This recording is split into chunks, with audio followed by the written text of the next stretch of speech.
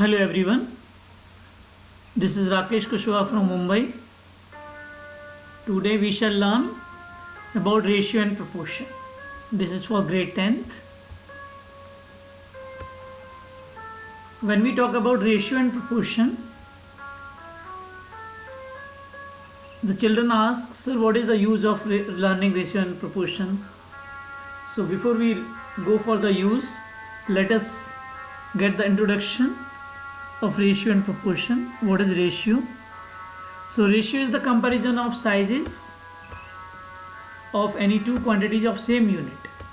Here you should have same unit. So if any two quantities have same unit, you can compare.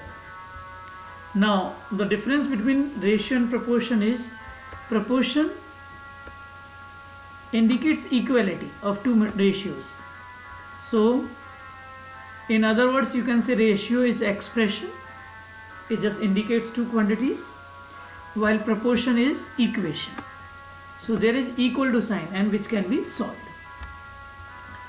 Now when we go further, the uses of ratio and proportion, many times teachers they refuse to answer such questions. So I don't blame them because they struggle with the portion, so they attack on the questions first, how to finish the portion. So here let us clear the concept. So in ratio and proportion, as we have already discussed, so ratio is like the comparison or to express two quantities of same unit. So it becomes easier to understand the measurement of two quantities or the expression of two quantities. And then where it is used, so it is used by the cooks, or you can call chefs in kitchen when they prepare any recipe. So the proportion is there, the ratio of various ingredients, and then in that same proportion you can increase the quantity. So in shopping, for comparing prices per unit, suppose one packet is having less quantity and the price is less, and other is having more quantity of other brands, so you can have the comparison keeping them in the same unit. And then in collection or distribution, what is my share, what is your share, so in what ratio you have to collect. So these are the things which are in daily life we use. Now I am talking about two good things, they are special ratios. So you must have observed pi. Pi doesn't have any unit. The reason behind it, it is asked in interviews what is pi. So pi is the ratio of circumference and diameter. That is the reason it doesn't have any unit. So it is 22/7. So the mathematician who just found pi, so he gave the value, the constant value was given the name pi, which is 22/7 or 3.14. And one more thing about pi is it has been taken in irrational number category. And one is phi, the value is 1.618. So pi is the relation between circumference and diameter. It is used to solve various applications based on circular field and any area. Now when there is one great mathematician, Euclid, he originally determined phi, or he called it golden ratio. So that is the relationship between various shapes. But this golden ratio is very common in biological relationships, where the length of forearm, and when we divide it by length of hand, the result comes close to 1.618 or 5. These are additional things, so you may not like at times because it is not related to your portion. So for the information, ICSE doesn't have ratio, they have only proportion. But I'll be giving you the gist because it is used in various competitions, and my videos are seen by many aspirants who are preparing for various competitions. Now points to remember, suppose A upon B is the ratio of two quantities, but it must be written as A ratio B. This sign is very important. Many a times the children lose their marks because they don't write this sign, they write A upon B and they lose marks. So it should be written in the similarity also. Find the ratio of the areas, so you have to put this sign, and it has no unit. Ratio must be expressed in lowest term always. 2 upon 4 is wrong. It should be 1 upon 2 or 1:2. If a quantity is increasing, if a quantity increases or decreases in the ratio A ratio B, then the new quantity will be the reciprocal of our earlier one, or B upon A of original quantity. These are the points to be remembered. Now I come for the composition of ratios. As I told you, it is not there for ICSE curriculum, but the other boards can learn it. Compound ratio means when if there are 4 quantities, so A ratio B and C ratio D, so A into C ratio B into D is called compound ratio. Duplicate ratio, the name is duplicate like similar, but duplicate means squaring the ratios. So the duplicate of 3 and 4 is 9:16. Triplicate means cube. So triplicate ratio means cube of the ratio. Subduplicate is square root. Duplicate was square and subduplicate is square root. Subtriplicate is cube root. So subtriplicate of 27 and 8 is 3:2. So triplicate of A and B is cube root A ratio cube root B. Reciprocal, everyone knows. Reciprocal is 1 upon A, 1 upon B, or you can say B ratio A. When I deal with the questions, simple question I am taking. What must be subtracted from 9:17 to get the ratio 1:3? So let x must be subtracted. So you can write the equation 9 minus x upon 17 minus x is 1 upon 3. It is very well proportion now because equal to sign is there. So such question may come. So after solving we get the value of x equal to 5. Cross multiplication simple, and then you can get the value of 5. So therefore x must be subtracted. In some boards they expect the statement, because x was your assumption, you assumed it, x was not given in the question. So don't leave the answer here x is equal to 5. Okay, so write x must be subtracted.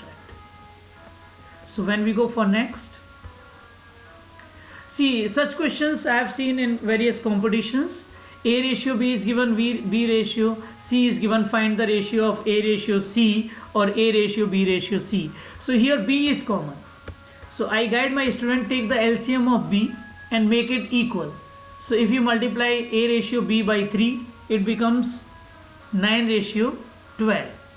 Same way when we multiply B ratio C by 2, it becomes 12:14 because B is common. As I told you, B is common, so you can go, this B is common, so you can make this B same. So when you make this B same, you can get it. So B has become 12. Now you can write all together. So A ratio B ratio C is 9:12:14, and A ratio C you can find 9:14. Some children, they are scholars, they write AB up and BC down, and they multiply A into B in cross, B into B and B into C, and they get 18:24:28 the same way, and then dividing by 2 you can get the simplified one 9:12:14. That is also good one. So that can be used for competitions. It goes faster. Now proportion, there are 4 quantities, that is normal proportion. So A ratio B is C ratio D. So we call them, A and D are called extremes and B and C are called means. So the product of extremes is product of means. You can write A upon B equal to C upon D, it becomes easier, cross multiplication. When the ratio is continuous proportion, so there are 3 quantities will be given or 5 quantities will be given, the quantities will be in odd number. So here it becomes like A upon B equal to B upon C, so we say B square is AC. So B is mean, so it is mean proportion. So B can be also found by taking square root of AC. Now I'll come for the sums. Find 4th proportion of these 3 numbers. So 4th proportion means normal proportion. So let 4th proportion be x, and then you can write 1 upon 1.5 upon 4.5 is 3.5 upon x. Do cross multiplication and cancellation, you can get the value of x, which was 4th proportion. When they say find third proportion of these two numbers. It means they are asking mean proportion. As I explained, mean is b square is AC, because it is in continue. When two quantities are given, they are asking third proportion. It means it is in continue proportion. So you can write b square is AC, or 4 square is 8 upon 3 into x, because I assumed third proportion as x. And then you can get x is equal to 16 upon 8 into 3. 3 goes up. After cancellation we get third proportion. I'll go slow because some children they write to me, sir, go slow, because we are copying or we are understanding. You can pause it and then you can understand, or you can take screenshot also. Many teachers they write, sir, we make from your videos we make PowerPoint presentation, we click the pictures and we show to our children. Because in some schools principals are not permitting my videos because they say the voice is not yours. Now I have stopped taking my video because other teachers can also use in their class, and they can mute and they can add their voice. So I am helping the children during this lockdown time, because online classes are going on everywhere, so it can be used by parents, students and teachers as well. So I am not making my photo here inside because it is not appreciated by the principals. Anyways, I am helping the society and I expect to help me to share the videos. Now I am taking this question, find the mean proportion. Mean proportion means b. So mean proportion, as I told you, mean proportion is b square is AC. So you can write b square is AC. So this is a 6 plus 3 root 3, and your c is 8 minus 4 root 3. So x square is the product of a and c, or first and third quantity. And then when you multiply them, so 6 into 8 is 48, 6 into 4 root 3 is 24, 6 4s are 24 root 3. And then when we multiply these 3 root 3 and 4 root 3, I have explained here, you get 12 into 3, because root 3 into root 3 is 36. This you have learned in 9th grade irrational number as well, so you know. Now this plus minus you can cancel, so you get x square is root 12. You can leave as it is, but you may lose 1 mark, so simplify it and you can get 2 root 3, or you can write plus minus 2 root 3. So this is your mean proportion. Now when I take this question, it comes in 3 marks at times in board exam. What must be added to 6, 15, 20 and 43 to make them in proportion? So let x must be added and take them in proportion. So 6 plus x upon 15 plus x, 20 plus x upon 43 plus x. So yeah, now you can do cross multiplication and get it. So this was important to write in equation form. X square cancelled. You can bring x terms together, 49 minus 35x, and numbers one side. This is simple linear equation. So we get the value of x after cancellation. It directly gets cancelled, 14 3s are. So 14 1s are and 14 3s are. We got the value of x, which was a number to be added. So therefore x 3 must be added. Now here k method, which is used for proving sums. So when you assume this ratio a upon b equal to c upon d is k, suppose, then c becomes dk and a becomes bk in normal proportion. But when we do continue proportion, a upon b is b upon c, c upon d in higher classes, in 11th and 12th you may get such questions. So there you have to just take one ratio only. You take only one quantity d form. Suppose d is d, then c will be dk and b will be ck, and then you can convert into dk square and a will be dk cube. So I tell my students, keep on increasing 1k. Suppose there are 3 quantities. As we have 3 quantities, so you can go for c equal to c, b equal to ck and a equal to ck square. Keep on increasing 1k. So how it comes? A is bk and b is ck. So b can be said like ck into k, so we got ck square, because some children will ask you how this is coming ck square. Okay, so we can multiply and get it in continuous proportion. But generally in ICSE we don't have 4 quantities, we have 3 quantities only for continuous proportion. But other boards they can learn. Now when I solve this question, as I told you, k method is used for proving sums. So prove that this left hand side equal to right hand side. So this left hand side can be solved at right hand side because they are given here. So you can assume them. A upon B equal to C upon D can be said K. So you can find A in the form of B and C in the form of D. So it becomes A equal to BK and C equal to DK. So when you take left hand side, you just change A in form of B and you change C in the form of D. So DK. Okay, when you solve it, B is common up and D is common down.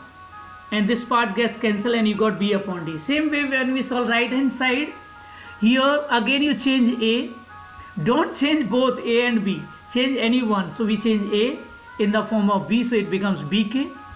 And C I am changing to DK square. Again, when you see B square is common, down D square is common, and this part gets cancelled. Generally in proving sums, you get LHS and RHS in the form of K, or you get in the form of BD, because A and C is not there in both. So the questions are easier. In continuous proportion, you will be getting only one, C or K. So your answer will be coming in K form or C form. Now, generally the questions which you get in board exam, they are based on properties of componendo and dividendo. So you understand the properties. There are 5 properties, but the important is last one, componendo and dividendo. Please understand. So your, as I told you, your proportion is having 4 quantities. So this numerator upon denominator is numerator upon denominator. Suppose this fourth one is not given, so I guide my children, please write this as 1. So you will not be making mistake. Many times the children get 0 mark because they don't have 4 quantities, they solve with 3 quantities and they don't write upon 1. I'll explain again when I solve the sum. So if A upon B is C upon D, then invert endo is just inverse, means reciprocal. So write B upon A is D upon C. Alternando means we shift this C here. So and B goes there. So you write alternando means A upon C is B upon D. Componendo means we add numerator to denominator to numerator, and denominator we keep as it is. So it becomes A plus B upon B, C plus D upon D. Please understand, in componendo we add and dividendo we subtract. So we subtract the denominator from numerator and denominator we keep as it is. Only numerator there is change. So A minus B upon B, C minus D upon D. Okay. So the proving you can do. Some children they ask derivation. So you add 1 to both sides and you can reach to your formula. Componendo, dividendo. Now when we apply componendo and dividendo together, we call in short C and D. But some examiners they don't appreciate the short form. So you write by using componendo and dividendo. So up in numerator we add denominator, and in when we write denominator we write A minus B. That is the reason it is componendo and dividendo. So componendo means adding is up, dividendo means subtracting down. So when 4 quantities are given, A plus B upon A minus B, C plus D upon C minus D. See, I have written here, apply both sides. Very, very important. Some children they apply one side and they are marked 0. I am doing one sum for you. These are the basics. Prove that 5A plus 7B upon 5A minus 7B equal to 5C plus 7D upon 5C minus 7D. This question we can directly solve by componendo dividendo, or you can use K method. K method will be lengthy here because you have been given A upon B is C upon D. If you multiply both sides by 5 upon 7, because you need 5 and 7, 5 with A and 7 with B. Same way 5 with C and 7 with D. So what I did, I said multiplying both sides by 5 upon 7, you get 5A upon 7B is 5C upon 7D. And then you can apply C and D or componendo and dividendo and you get direct answer. Similarly here A upon B is given C upon D, and they are asking prove that these 3A minus this thing, let me highlight here so you can understand. We have to prove that 3A minus 5B upon 3A plus 5B is 3C minus 5D upon 3C plus 5D. I appeal again to you, please share with your contacts so many children can or many students can be benefited. Here So what I'm doing here, I found like 3 is with A and 5 is with B. So I multiplied both sides by 3 upon 5 and I got it like earlier 3A upon 5B and 3C upon 5D. How I wrote here. And then I applied C and D. But the proving was minus up and plus down. And we don't have dividendo and componendo. We have component and dividendo. But as if you leave the question here, you will be marked 0 for answer, means you will lose 1 mark. So now I'll be using invertendo. My invertendo says I can swap. I can write numerator as denominator and denominator as numerator, and that is my invertendo. So there was one property invertendo, if you can remember, B upon A is C, D upon C. Now I take proper question. Such questions you get in your board exam. If root x plus 5 plus root x minus 16 upon root x plus 5 minus root x minus 16 equal to 7 upon 3, find x. Such questions are componendo dividendo based. You apply componendo dividendo both sides, as I told you, you get 1 mark for writing componendo dividendo, means applying componendo dividendo. Please remember, this last zone is very important when you subtract. Many children, they make mistake here. They make mistake here. This last zone, I call it fourth zone. So I guide my children, I guide my student, please check the sign. Whatever is sign up, it will be opposite down, or use brackets. Okay, so but in board exam, if brackets are there, when you open, then you get marks. You don't get marks for bracket. So you have to change the sign here, and we got it 8 upon 4, which we can 10 upon 4, we can simplify 5 upon 2. And here one more thing, I guide my students, I tell whatever is cancelled up will not get cancelled down. If the same thing is being cancelled, means you are making something wrong. So suppose second and fourth term is cancelled here, then down first and third will be cancelled. It happens this way. So now twice x root 1 x root x plus 5 upon twice root x minus 16, because x plus 5 and x plus 5, if I add, it will be twice, because they both are in root, so they can be added. Now to remove square root, please say squaring both the sides, and then you can remove, and this side it will be 25 upon 4, cross multiplication and get the value of x. If there is no denominator, please put it as 1. Sometimes the question, suppose the question is only equal to 7, then you write 7 upon 1 and then apply componendo dividendo. One more question we'll do, otherwise the video becomes bigger and many children, they see the time and then they watch it. Okay, but I have finished your topic. Now if such question, it may be a cube plus b cube based question, also a plus b the whole cube, or a plus b the whole square, algebraic based. X raised to 4 plus 1 and down is 2x square. So if I apply componendo and dividendo, it fits in the formula of a square plus b square plus 2ab. So it is x square plus 1 the whole square, and down is x square minus 1 the whole square. If you don't know this formula, it will be difficult for you. So many a time a plus b the whole cube formula also comes, which comes a cube plus b cube plus 3a square b plus 3ab square, that way. If the children don't know the formula, it becomes difficult for them. A cube, and then same way a cube minus b cube, and then you have plus 3a square b minus 3ab square, one negative, one positive. So please remember the formula, because it becomes easier for you. Now it came square, so now I am taking square root. In previous sum I took square root, I did squaring, and here I am taking square root, so this square will get removed, and this is also exactly square.